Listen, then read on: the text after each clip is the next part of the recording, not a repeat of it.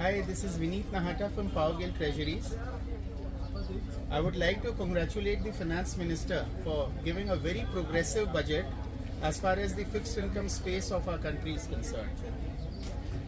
The gross borrowing is at 14.82 lakh crore. The net borrowing happens to be at 11.54 lakh crore, slightly higher than what was expected by the markets. And the overall fiscal deficit happens to be at 4.8%, which is very much reasonable and very manageable. This is going to augur well in today's time for our country when we are expecting inflows from foreign portfolio investors like FTSE, Amundi, BlackRock. Last year we had JP Morgan Sovereign Global Bond Index pour in a handsome amount of money.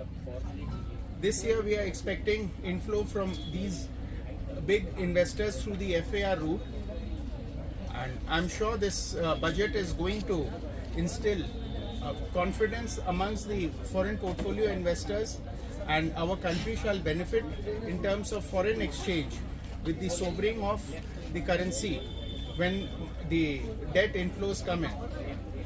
Another point to be made is that our country happens to be on the strong path of fiscal consolidation, and this is a very positive sign which is going to instill confidence amongst the domestic as well as the foreign debt investors.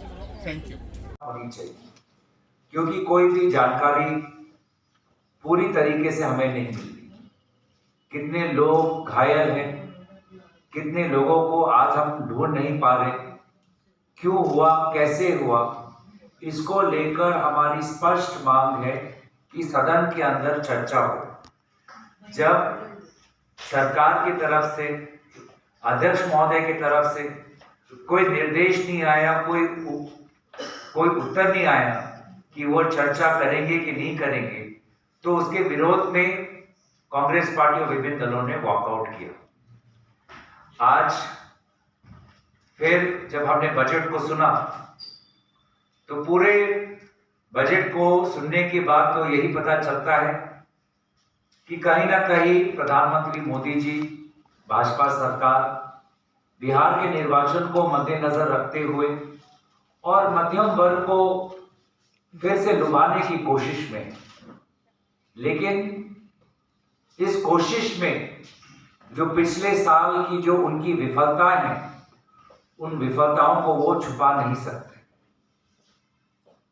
पिछले साल में अगर आप देखें कि budget में शिक्षा हो, स्वास्थ्य हो, सामाजिक कल्याण हो, कृषि हो, शहरी विकास हो, ग्रामीण विकास हो, इन सब पर भाजपा सरकार ने जितना बजट आवंटन किया था, इन सभी क्षेत्रों में वो पूरे अपने बजट को खर्च नहीं कर पाए, और यही उनकी विफलताएं हैं, उनकी मंशा की विफलताएं, उनकी सामर्थ्य की विफलताएं। मध्यम वर्ग भी आज शिक्षा पर निर्भर है, मध्यम वर्ग भी आज स्वास्थ्य पर निर्भर है, और इन्हीं दो विभिन्न मूल विभागों में जितना बजट आवंटन किया हुआ था पिछले साल में, वो पूरा खर्च नहीं कर पाए।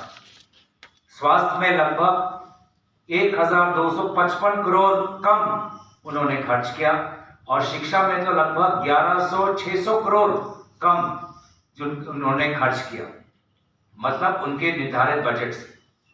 और जो पार्टी सबका साथ सबका विकास की बात करती है, आज उन्होंने अधिकतम अन्याय किया है अनुसूचित जाति, जनजाति, ओबीसी और माइनॉरिटीज के साथ, क्योंकि जो विभिन्न जो केंद्र सरकार के जो स्कीम्स हैं, इन समुदायों को लेते हुए इन स्कीमों पर भी जितना बजट आवंटन किया हुआ था, उन्होंने पूरी तरीके से उसका खर्च नहीं कर पाए।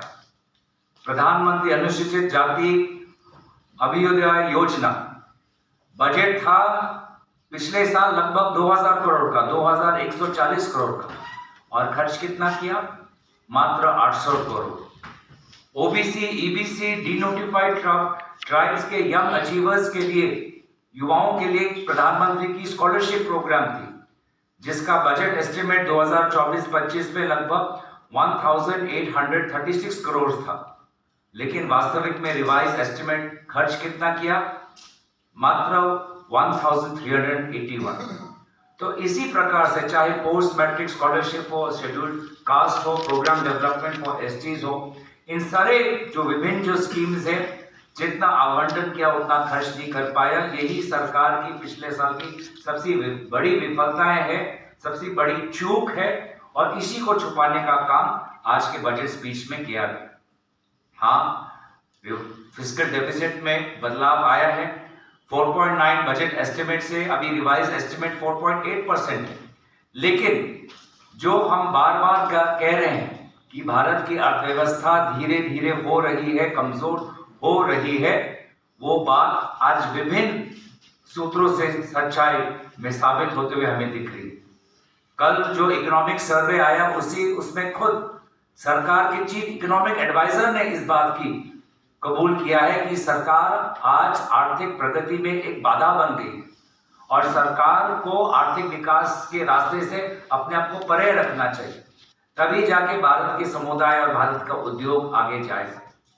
बार बार हम देख रहे हैं कि इस बार भी कि ऐसे कुछ स्कीम्स आए हैं जिनका बजट जितना बढ़ाना चाहिए था वो बढ़ा नहीं पाए। मैं सिर्फ रेलवेज का उदाहरण देता हूं। रेलवेज में अगर आप पिछले साल का रिवाइज एस्टिमेट देखें, रिवाइज एस्टिमेट 2024-25 का, तो लगभग 2,12,000 करोड़ है। और इस बार अगर आप बजट एस्टिमेट देखें रेलवेज का 2025-26 का, तो बजट एस्टिमेट 2,13,000 करोड़ है। अगर उसको मैं इसमें देखूं कि कितना बढ़ोतरी हुई है, तो रेलवे जो इतना अहम विभाग है, एक अहम माध्यम है हमारे भारत के गरीब और मध्यम वर्ग के लिए, आज रेलवेज में मात्र 766 करोड़ का ही उन्होंने बढ़ोतरी की है, जो महंगाई जो है उसको, इन्फ्लेशन को मद्देनजर रखते हुए ये बहुत ही कम है। स्कीम्स की बहुत बात होती है, रोजगार की बात होती है, न्यू एम्प्लॉयमेंट जनरेशन की बात होती है, पीएलआई स्कीम्स का विवरण होता है, लेकिन ये जो स्कीम स्किल इंडिया भी हो, जिसमें बार बार कहा जाता है कि सरकार हजारों की नई नौकरी पैदा करेंगे, इन विभिन्न स्कीम्स के रूपायन में भी सरकार बहुत कमजोर दिखाई देती हुई आ रही है।